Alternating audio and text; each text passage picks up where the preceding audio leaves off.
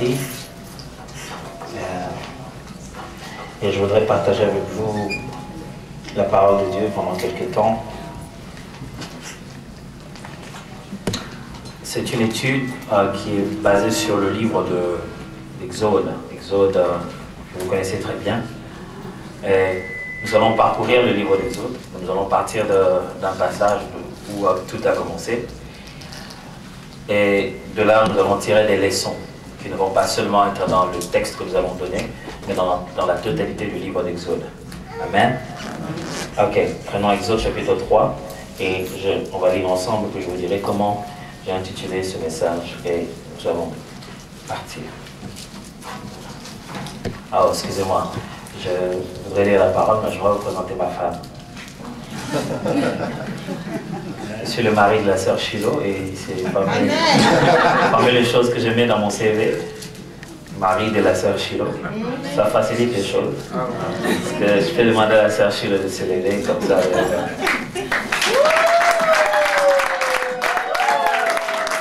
Sœur Shiloh. Voilà. J'ai été très sage. J'ai épousé la sœur Shiloh. Vous allez regretter sinon. Exode chapitre 3.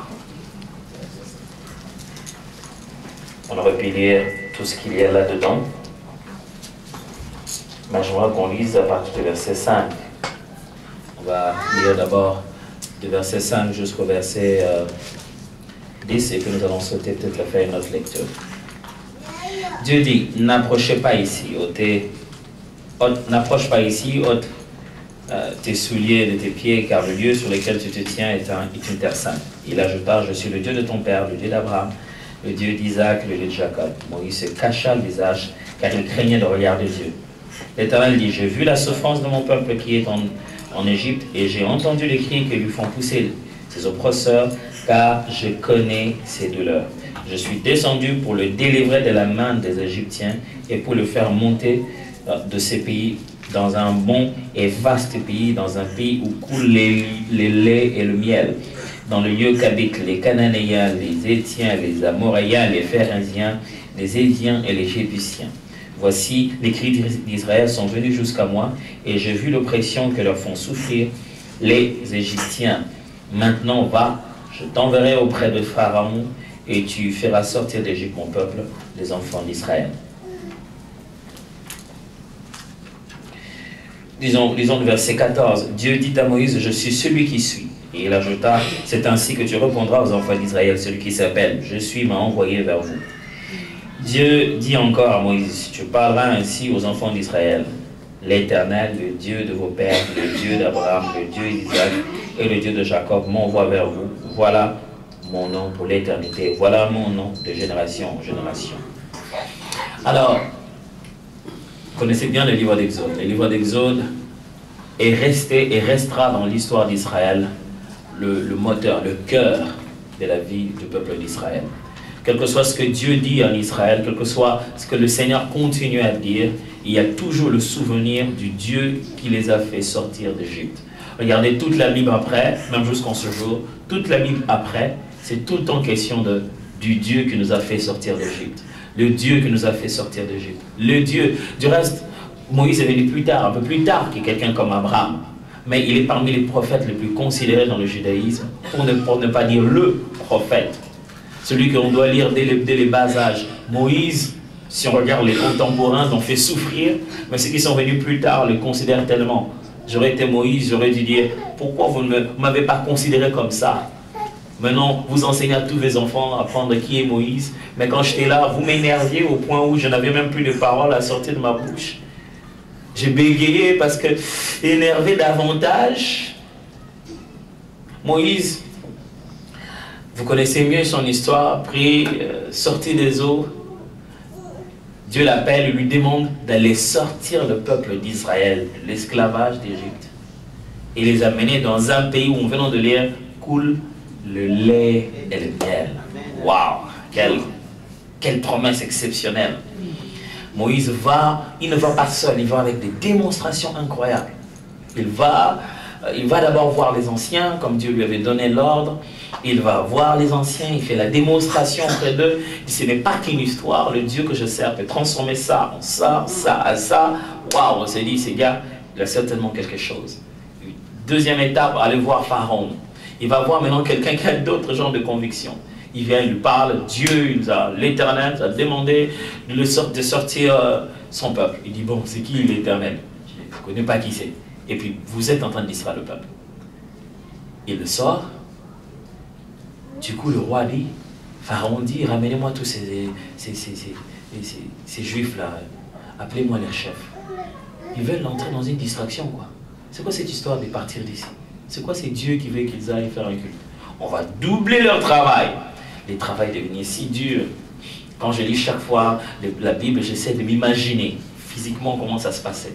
Je m'imagine les chefs d'Israël, les chefs du peuple, quittant la maison de Pharaon, quittant le palais de Pharaon, en train de rentrer à rencontrer Moïse. La Bible dit, quand ils ont appris cette nouvelle, ils ont encore rencontré Moïse. Ils ont dit ceci, que l'Éternel soit juge entre nous et toi. Maintenant, à cause de ce que tu as dit au Pharaon, il a doublé notre travail. Il est devenu beaucoup plus dur. Et c'est l'un des moments les plus difficiles de la vie de Moïse. Il rentre et il se met à prier. Il dit, Seigneur, toi, tu m'as dit d'aller délivrer ce peuple. Pourtant, toi, tu ne les as pas délivrés. J'aime bien comment Moïse parle. Et il dit, toi, tu ne les as pas délivrés. C'est comme pour dire, c'est clair, c'est pas ma responsabilité ça. Moi, je devais juste te parler et toi, tu devais délivrer. Vous savez, des fois, ça nous arrive comme ça. Quand Dieu a parlé, on a l'impression que quand on arrive, on parle et ça, paf. On parle à l'Éternel, délivre à la minute qui suit. On dit A, l'Éternel fait B dans la minute qui suit. C'est comme si Dieu ne lui avait pas dit qu'il y aurait les 10 plaies, qu'il y aurait aussi un petit temps d'incrédulité. Mais Dieu lui avait tout. Il avait tout dit. Il a dit, je vais endurcir le cœur de Pharaon. Et par une main puissante, je ferai sortir mon peuple. Mais de temps en temps, on a ces ailes-là, on a la promesse, on veut la s'accomplir maintenant. Et Moïse, voilà, là où nous sommes, c'est le jour où il a rencontré Dieu dans cette circonstance totalement différente. Il est sorti de son peuple, il est allé fuir, là où il est allé fuir. Il n'a pas cessé d'être Moïse, son appel crié à telle enseigne que le Moïse qu'il était, même dans ses états de faiblesse. La Bible dit qu'il était fatigué quand il est arrivé à côté de cette eau, fatigué, hein, il était épuisé, mais ça n'a pas empêché à cette destinée de brûler en lui lorsqu'il a vu quelqu'un être opprimé. La Bible déclare qu'il a vu là les filles de Jessé, plutôt, excusez-moi, de Jéthro, en train d'être opprimées par les autres bergers. Il se lève et les défend. Waouh! Ça m'étonne beaucoup, Moïse qui est fatigué, se lève et défend. Parce qu'il y a quelque chose dans Moïse qui le pousse toujours à être celui par qui Dieu délivre les autres. Vous savez, ce n'est pas encore le sujet de mon message, mais l'appel de Dieu, quand elle est placée en nous, elle ne dépend ni de notre argent, ni de notre état de santé, ni de l'environnement dans lequel nous restons. C'est une des choses qui reste intacte, même quand on est fatigué, chassé de chez Pharaon, dans le désert, sans frère ni sœur, l'appel de Dieu fonctionne même instinctivement. Moïse, qu'est-ce qui te pousse à aller les délivrer? J'ai quelque chose dans ma vie qui, chaque fois que je vois un opprimé, je le délivre. Quand on opprime un Israélite, je le délivre la main de l'Égyptien. Quand c'est entre eux, les Israélites, je dois aussi intervenir. D'ailleurs, il a fui parce qu'il a voulu intervenir. Et on a dit, non, ben, tu veux faire de moi comme tu as fait avec l'Égyptien? C'est comme ça qu'il a dit, ah, la chose est connue. Il a fui. Quand il arrive, il aurait pu se dire, ah,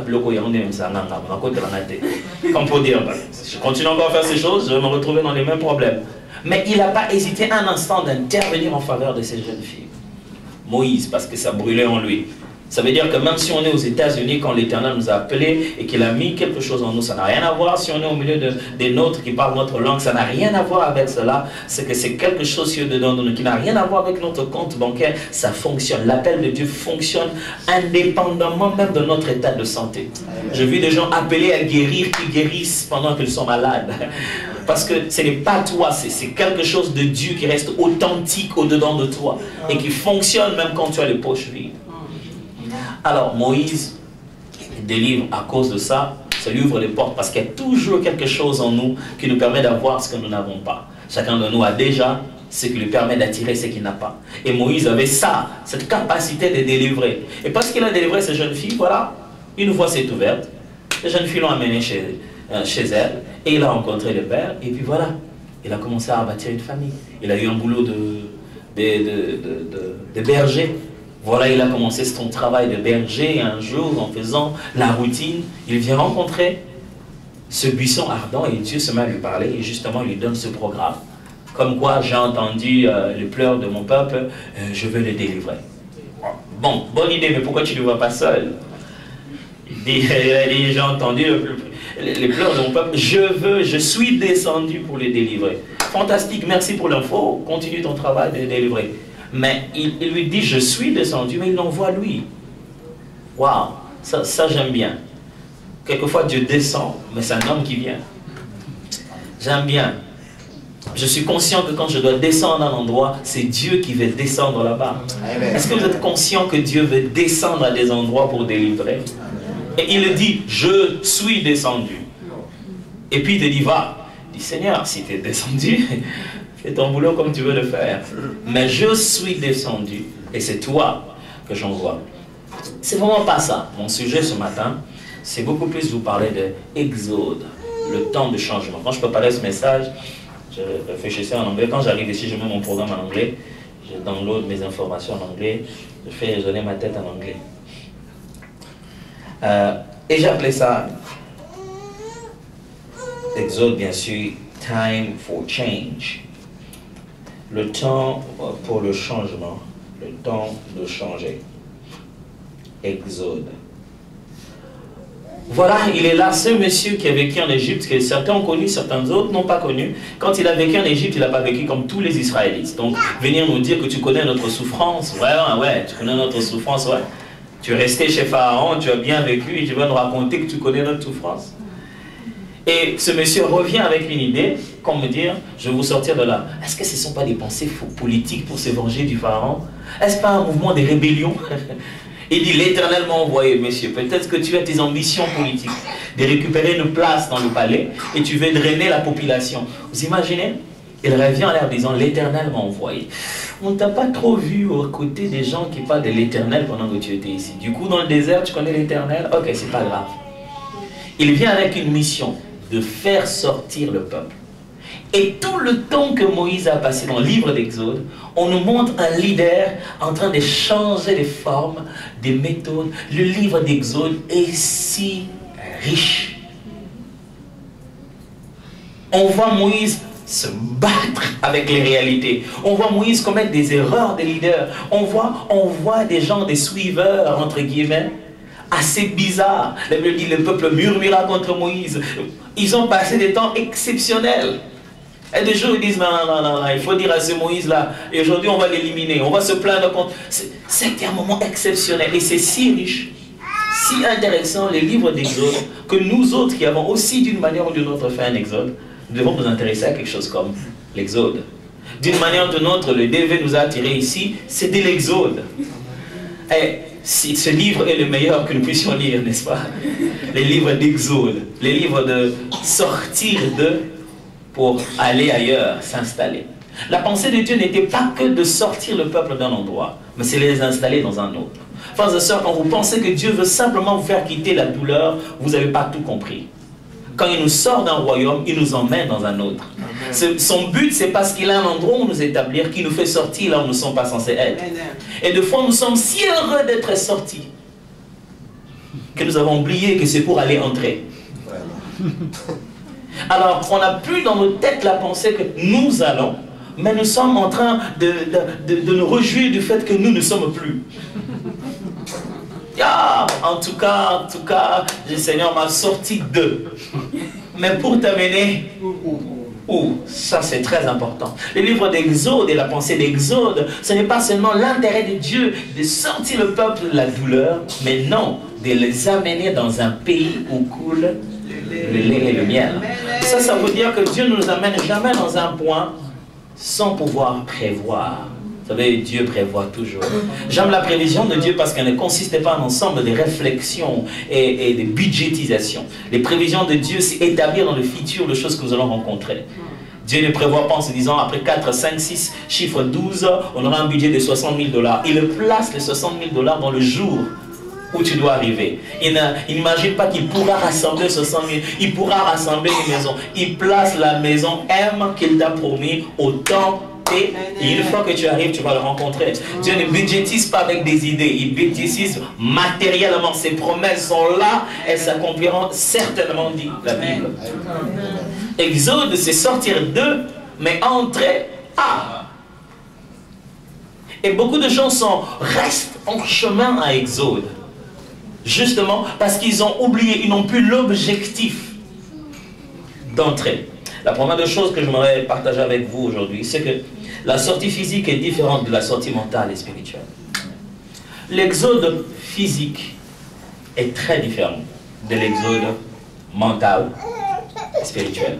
J'allais dire, l'exode physique est très différent de l'exode de mentalité, de l'exode de spiritualité.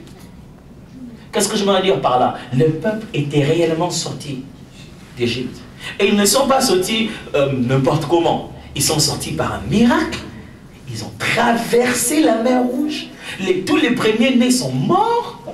Les voisins ont commencé, à force de la puissance de Dieu, les voisins ont commencé à leur donner de l'or.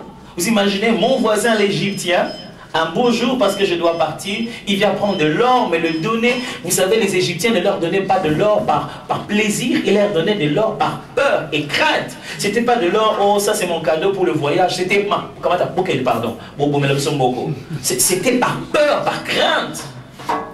Parce qu'ils venaient de perdre tous, ils étaient encore dans le deuil. Mais pour comment faire se débarrasser de ces gens avant que leur Dieu ne dise que le deuxième de la famille doit aussi mourir? Allez, prenez l'or, si ce n'est que ça. Waouh, ils sont sortis de manière spectaculaire. Le roi qui a résisté, il ne savait plus quoi dire. Il les a quasiment chassés du pays. Il dit, allez-vous-en. Et ils arrivent devant Nil. Bam, ils marchent à sec dans l'eau. Spectaculaire sortie. Mais malgré qu'ils sont sortis d'Égypte, l'Égypte n'est pas sortie d'eux. That's the deal. Sortir d'Égypte, c'est une chose. Mais avoir l'Égypte sortir de nous, c'en est une autre. Sortir du pays, c'est une chose. Avoir la mentalité du pays, sortir de nous, c'en est une autre. Sortir du Congo, c'est une chose. Sortir du congolisme, sortir la congolosité, whatever. Sortir ça de nous, ça c'est une autre chose. Ça c'est notre forme d'exode. Exode physique qui a eu lieu, mais exode mental, non. Et l'exode devait se passer à ces trois niveaux. Il devait se faire physiquement, mentalement, je veux dire, du point de vue de la mentalité, mais aussi du point de vue de la spiritualité. Le peuple était sorti d'Égypte. Vous savez, je vais vous donner un truc qui va vous faire rire. Je ne l'ai pas, je ne l'ai pas fait. Ça existe dans la Bible, alors vous allez avoir l'impression que j'ai juste collé et puis j'ai écrit. Ce qui me fait rire, c'est que chaque fois qu'un peuple sort d'un endroit, la première des choses qu'ils se mettent à regretter, à garder de l'endroit d'où ils viennent, c'est leur nourriture. It's not me, it's in the Bible. Chaque fois que le peuple fait un exode, la première des choses qu'ils s'en souviennent avec passion, ce sont des trucs à manger. Oh, les concombres d'Égypte. Oh, la nourriture d'Égypte. Oh, les foufous et les dindons. Ça fait partie de la culture, mais ça fait aussi partie de toute la mentalité d'une personne. Vous savez que le peuple était prêt à reculer. Le peuple était prêt à avorter la destinée pour des trucs à manger. Est-ce que vous savez ça? Ils étaient prêts à dire, Dieu, on ne va plus nulle part, c'est fini cette affaire. Nous, on veut retrouver les concombres. On veut retrouver les concombres. Et la vie en Amérique, la vie en frita, la hamburger, et ça a été bilolo. Parce que je vais vous dire une chose. Vous allez vous rendre compte que tous les principes, c'est Marie. Je vais chaque fois faire un pas en avant, je refais en arrière, ainsi de suite. Vous allez commencer à sentir ça. Parce que, voilà la phrase qui suit, ça va beaucoup vous aider.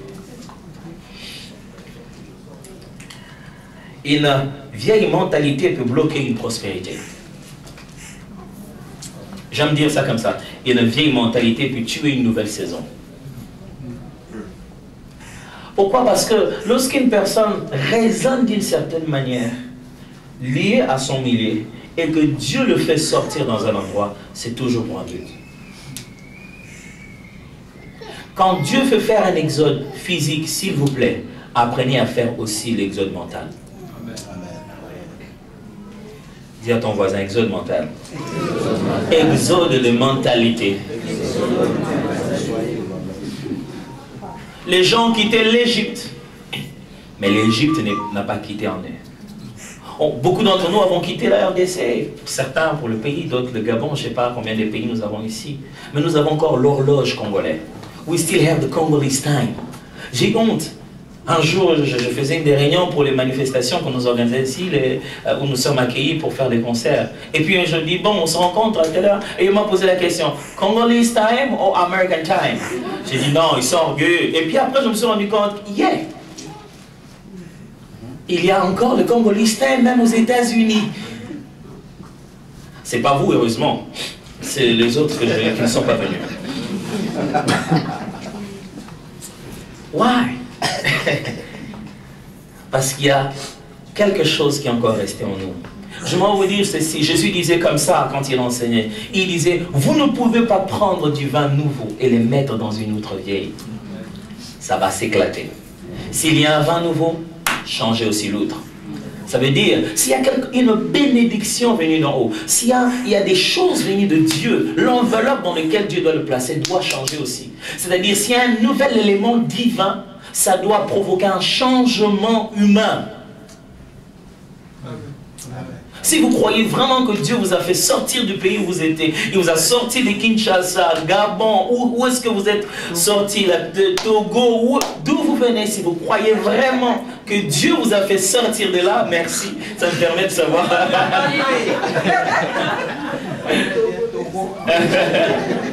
Si Dieu vous a fait sortir de Lomé, je ne sais pas moi où, ce n'est pas juste pour que vous changez de localisation physique ou quoi. C'est pour que quelque chose aussi change en vous. Une mentalité change en vous. Quelque chose dans la tête doit changer. Et quelque chose dans l'esprit doit changer. Une vieille mentalité peut bloquer une nouvelle prospérité. Waouh! Incroyable. Combien de fois n'avons-nous pas vu de gens avoir toutes les prospérités que Dieu a données? J'écoutais des recherches faites par les gens de UN, comment on appelle ça? Nations Unies, merci. Et les gens des organisations internationales là, pour HCR. HCR. Ok, HCR. C'est la même chose partout. Hein? Pour les réfugiés. Et tous ces gens-là qui aident les gens dans le monde et tout ça. Alors, ils envoyaient tellement d'aide en Inde, dans les coins assez reculés. Et ils se rendaient compte que ça ne suffisait pas. Ça ne changeait rien. Et les gens étaient toujours pauvres. Alors, ils ont dit non, on doit quand même faire des recherches. Généralement, on regarde d'abord l'élément humain. Est-ce que ce n'est pas l'homme qui a bouffé ça? On se rend compte que non, tout est livré comme c'était prévu. Mais ils se sont simplement rendus compte que parmi leurs divinités, ils adorent aussi les souris. Les souris sont des gens des dieux, on ne doit pas les tuer. Ainsi, quand les souris entrent dans la réserve pour bouffer les riz qu'ils ont déposés, ils les laissent manger. Alors, on les bénit autant, on leur donne autant de riz, autant de choses. Les animaux que eux ils adorent, mangent ça. Waouh! C'est bizarre de voir que ces convictions spirituelles peuvent complètement nous empêcher d'accéder à la bénédiction, même détruire la bénédiction. L'exode a pour but, je le dis, ça c'est le troisième principe, l'exode a pour but de découvrir le Dieu avec qui nous marchons. Croire que tu vas marcher avec Dieu comme là où tu étais, ce n'est pas comprendre pourquoi il t'a fait sortir. Il dit ça comme ça dans sa Bible, dans sa parole. Il dit, je l'ai amené au désert pour parler à son cœur. Le mouvement que Dieu nous fait faire, nous à Kinshasa, on a un resto qui est très connu qui s'appelle Aldar. Alors, dès qu'il y a des frères et des sœurs qui commencent des fiançailles à l'église, ils s'invitent à Aldar pour bouffer les charmants. Quand un frère t'invite à bouffer les charmants, c'est que d'une manière ou d'une autre, c'est quelque chose qui va commencer. Alors, si tu es smart, tu commences déjà à lui dire dès maintenant, frère, je ne suis pas d'accord et je ne mangerai pas les charmants. Ou alors, Tu peux bouffer les charmants et lui dire non après, tu vas gagner les deux. Judas a essayé de faire ça, c'est lui qui a été perdant. Il voulait à la fois bouffer l'argent de ceux qui voulaient tuer Jésus, en sachant que Jésus a tellement de danger qu'il allait se libérer de leur affaire. Mais finalement, c'est lui qui a perdu le jeu. Alors, c'est là, on dit, il veut, vous voyez, les jeunes hommes, ils veulent mettre un bon resto, un bon endroit, vous mangez, mais préparez les conditions dans lesquelles il va parler à votre cœur. Et Dieu, au lieu de nous inviter dans un resto, nous invite dans un désert. C'est comme s'il sait que nos cœurs à nous n'écoutent que quand il n'y a absolument rien tout autour. Il sait combien distrait on est. Alors c'est pourquoi quand on fait un exode, c'est comme si on commence par un désert. C'est comme si la vie reprend à zéro. Et c'est le meilleur moment où Dieu doit parler à votre cœur. C'est le meilleur moment où vous devez écouter Dieu. Parce que le but de l'exode, c'est pour découvrir Dieu.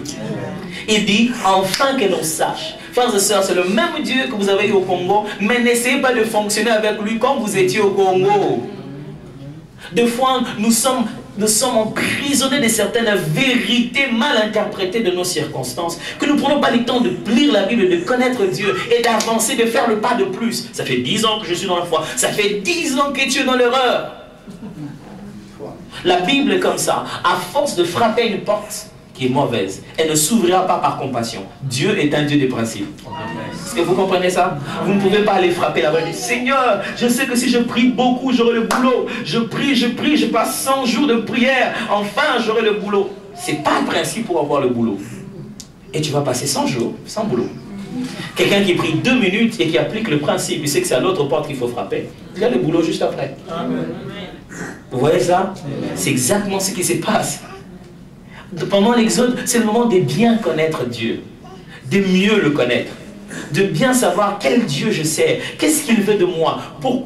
C'est le moment où on doit se rapprocher de Dieu. Frères et sœurs, vous n'êtes pas venus aux États-Unis pour vous rapprocher de la culture d'abord, mais pour vous rapprocher de Dieu. Amen. Dieu. Non, si vous quittez le pays, quand vous allez là-bas dans vos pays, dans les États-Unis, là-bas, vous voyez tout des gratte-ciel et ça tue votre foi. Je n'ai vu aucune raison ici qui doit tuer ma foi. J'ai vu d'ailleurs plusieurs raisons de prier pour mes enfants. Je ne peux pas dormir dans ces conditions ici. Sachant que peut regarder, je ne sais moi quoi, on va lui dire, je ne sais moi quoi à l'école, et que si je m'énerve, il va appeler la police. Comment? Ce sont des sujets de prière. Je ne veux pas dormir. Tout le temps, je suis dans la peur en me disant quel est le jour où Priscilla va appeler la police pour moi. Vous imaginez ça? Sachant que mon autorité sur mon enfant est tellement limitée et que malgré l'éducation que je lui donne, il a la pub à la télé, les amis, il a les iPad, iPhone, iThis, iThat, et il peut download le truc à l'internet à la seconde. On nous faisait rire en nous disant une blague tellement que les gens savent qu'il suffit d'un truc, il faut Google. Un monsieur, il a rencontré une jeune fille en route, il n'a pas pu lui demander son numéro de téléphone, et puis il va à l'internet et dit, tape la jeune fille que j'ai rencontrée hier.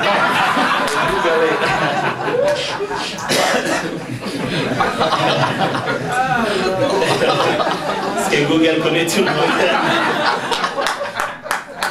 Il croit que Google connaît aussi les gens qu'il a rencontrés. Mais imaginez dans quoi nous vivons. Ça ne devait pas nous éloigner de Dieu, ça devait nous rapprocher de Dieu. Mais c'est toujours comme ça. Quand on fait un peu d'exode, les gens commencent à perdre cela. L'exode a pour but de nous rapprocher de Dieu. Il dit que j'ai l'air dire quoi? Quel est le Dieu qui m'a envoyé? L'air dire je suis. Je suis m'a envoyé. Je sais qu'ici vous prenez le temps de parler de ces choses-là. Je ne vais pas trop en parler, mais juste en quelques mots. Le mot qui est utilisé ici en hébreu ne veut pas littéralement dire je suis. Ce n'est pas le verbe être.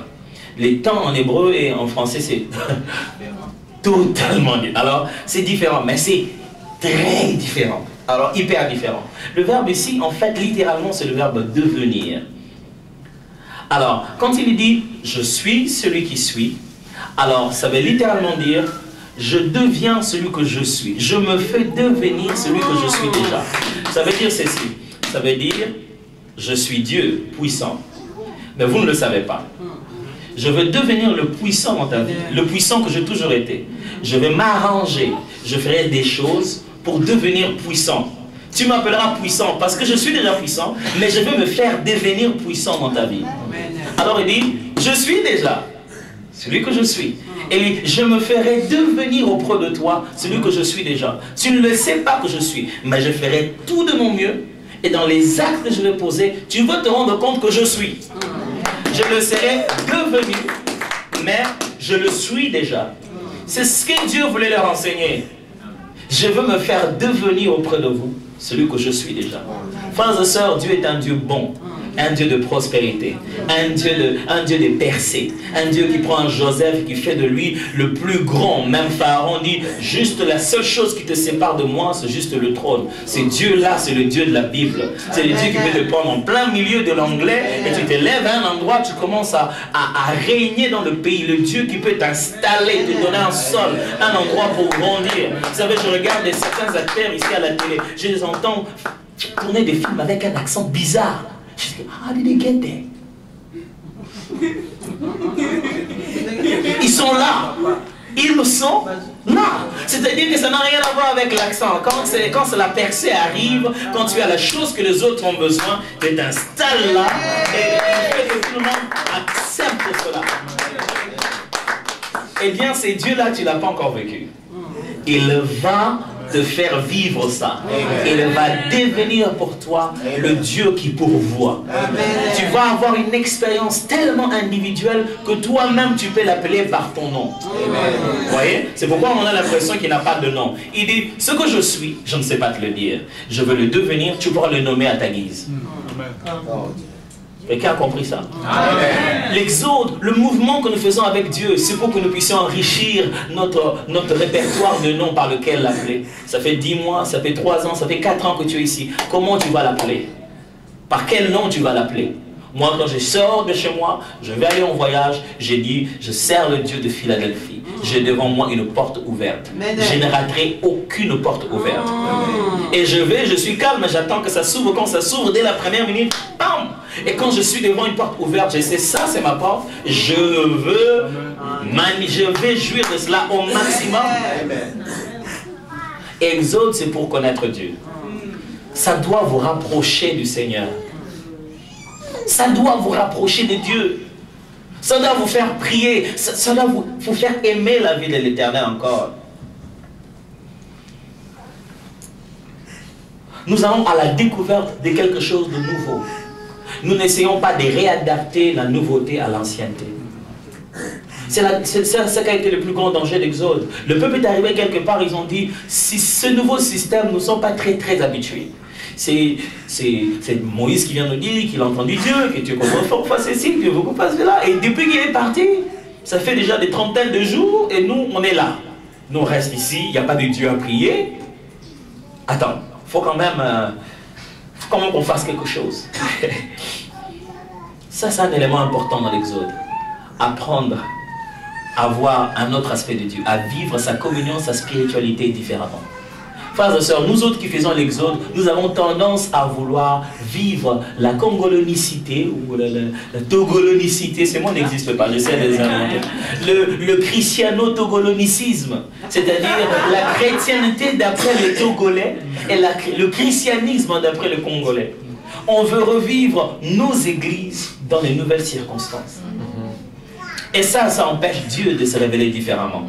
Ça s'appelle une zone de confort. La zone de confort vous empêchera toujours de vivre les miracles. Je vous répète ça comme ça. Il n'y a pas de miracles dans la barque. Les miracles, c'est marcher sur l'eau. Les miracles, je répète, c'est marcher sur l'eau. Dans la zone de confort, il n'y a rien de miraculeux. C'est quand on sort de cette zone de confort. Qu'est-ce qui s'est passé en Exode? Justement là, qu'est-ce qui s'est passé en chemin? Le peuple s'est dit, non, attendez, cette façon de voir Dieu, on n'est pas trop habitué. Alors je vous propose une chose, refaisons le Dieu comme on en a fait en Égypte. Vous savez que le peuple, quand il a fait le veau d'or, ce n'était pas pour un but de pouvoir adorer une autre divinité. Ils ont dit, refais-nous le Dieu qui nous a fait sortir d'Égypte. Ils disent, le même, on va seulement l'adorer, c'est lui qui nous a fait sortir d'Égypte, mais on va l'adorer à notre manière. Parce que nous, on est habitués à faire un veau en or, on va danser tout autour. Ces nouvelles formes de culte. Non, on est prêt à adorer le même Dieu, mais il doit être un veau. Waouh! On est prêt à adorer le même Dieu, mais à notre manière. J'aime bien dire à ce passage ici, Alors, l'homme créa Dieu à son image et à sa ressemblance. C'est ça. C'est exactement ça. L'homme a créé un Dieu à son image et à sa ressemblance. Ce n'est pas le vrai Dieu. C'est le Dieu que l'homme lui-même a créé. Adaptons-les à nos convictions de l'Égypte. Vous savez que certaines choses que nous faisons dans notre foi n'ont rien à voir avec la Bible. Ça a seulement à voir avec notre côté africain. C'est notre africanisme. Mais ça n'a rien à voir avec la Bible. Et la même chose. Vous savez que certaines choses que font les Américains ici n'ont rien à voir avec la Bible. C'est simplement leur côté américain. Et qui parlent avec beaucoup d'autorité. Dieu ne te demande pas de revenir ici aux États-Unis, de chercher quelque part où ça va ressembler, où la spiritualité se rapproche de celle que tu as vécue. Dieu veut que tu quittes tes habitudes, tu embrasses une nouveauté. Okay. Il est possible que ce soit différent. Accepte que ce soit différent. Le peuple a dit non, Dieu, tu es trop haut, on n'arrive pas à te comprendre, on va te ramener à notre niveau. Pour nous, un Dieu, c'est un veau en or placé sur un point et on va danser tout autour. Le Dieu du genre, une colonne de nuée où on va le voir très loin après 40 jours de prière. Et puis quand tu parles un peu, tout le monde a peur. Même quand les animaux vont vers la montagne, tout le monde meurt. On n'est pas habitué à ces systèmes. On veut simplement un Dieu simple de ton message,